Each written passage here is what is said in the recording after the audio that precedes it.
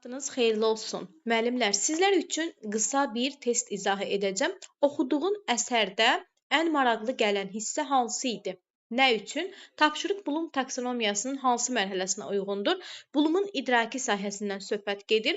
Qeyd etdim ki, Bloom'un idrak sahəsi 6 mərhələdən ibarət idi. Xatırlamaq, anlamaq, tətbiq etmək, təhlil etmək, dəyərləndirmək və ən son olaraq yaratmaq mərhələsi.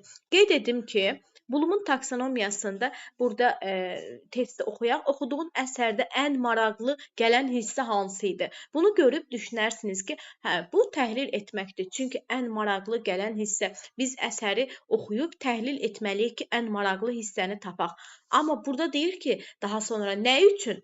Artıq səndən soruşursa ki, nə üçün? Deməli, burada öz fikrini əsaslandırmalısan ki, məsələn, oxuduğum əsərdə hər hansı bir mətn olsun, əsər olsun, orada oxuduğum əsərdə ən maraqlı hissə bu idi. Yəni, bunu öz fikrinlə əsaslandırırsan. Deməli, burada nə üçün sualı? Əlbəttə ki, bu olacaq dəyərləndirmək mərhələsi. Bəli, dinlədiyiniz üçün təşəkkür edirəm.